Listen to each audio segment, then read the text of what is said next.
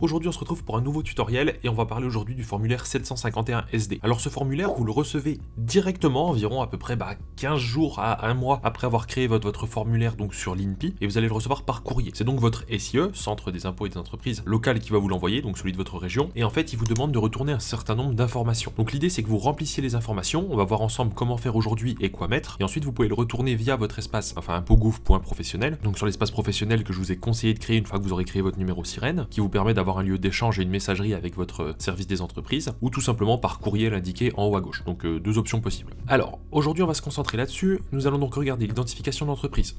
Pas très compliqué, vous mettez votre mail, votre téléphone portable, la date de début d'activité c'est celle que vous avez rentrée en créant votre numéro sirène, donc vous reprenez la même. Date de clôture du premier exercice, logiquement si vous avez suivi nos conseils et tutoriels vous avez mis au 31/12, sinon vous mettez la date que vous avez indiquée. Au niveau du comptable, alors pour tous nos clients vous pouvez mettre si vous voulez comme comptable donc directement le nom lmnp.ai et l'adresse que vous pouvez retrouver sur société.com qui est 270 chemin de la Cristole 84 140 à Avignon, et vous pouvez mettre en téléphone et adresse courriel le numéro qui est indiqué sur le site, le 03 64 47 20 18, et en termes de mail vous pouvez mettre contact@lmnp.ai. donc ça c'est pour nos clients qui utilisent l'offre expert comptable ou qui pensent à l'avenir utiliser l'offre expert comptable. Si vous pensez utiliser l'offre autonomie dans nos services, vous ne mettez rien du tout puisque c'est vous-même qui allez faire votre propre comptabilité, notre outil n'étant qu'un logiciel ou un outil pour le faire. Au niveau de l'organisme de gestion agréé, ça dépend si vous avez souscrit à un OGA ou non. Si vous avez suivi nos conseils aujourd'hui, c'est très peu pertinent de souscrire à un OGA globalement. Voilà, nous on conseille aux gens de ne pas forcément le faire. Après si vous en avez un que vous avez souscrit, vous pouvez l'indiquer ici. Ensuite là c'est les caractéristiques des locaux affectés à votre activité. Donc là vous allez mettre l'adresse du local, donc l'adresse de votre appartement qui est loué, situation, donc c'est si vous pouvez mettre un bâtiment ou un étage ou quoi que ce soit, le numéro de lot de votre appartement. Ici vous mettez la surface totale des locaux. Donc ça c'est la surface habitable totale qu'il faut mettre à indiquer ici.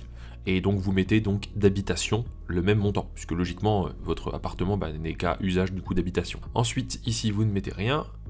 Ici vous mettez que vous êtes donc propriétaire, en toute logique, sauf si vraiment vous avez créé un P0I parce que vous faites de la sous-location, dans quel cas il faudra mettre sous-locataire.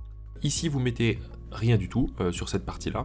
Ici, vous disposez de places de parking réservées exclusivement à l'exercice de votre activité professionnelle. Alors, si vous avez une place de parking qui est affectée à votre établissement, à votre appartement, vous pouvez la cocher et indiquer 1. Si vous êtes loueur en meublé, précisez la nature du local loué. Donc là, vous mettez en fonction de votre situation, soit local d'habitation personnel classé meublé de tourisme, soit vous mettez local d'habitation personnel loué à titre de gîte rural, et pour la plupart des personnes, vous mettrez local d'habitation personnel loué meublé autre que ceux visés à l'article 1 et 2, blablabla. Donc ça c'est pour les locations classiques où les logements ne sont pas des gîtes ni classés. Si le logement est classé, vous mettez la case du dessus. Ici votre société est une société de personnes optant pour l'impôt sur les sociétés, vous ne cochez pas, vous n'êtes pas membre d'une SCM et vous n'êtes pas inscrit à la chambre des métiers, donc vous ne mettez rien non plus. Là, autre information, s'il y a des choses particulières à préciser, vous pouvez le mettre, sinon vous ne mettez rien. Vous mettez la date, votre nom, prénom, et vous signez et vous renvoyez le papier.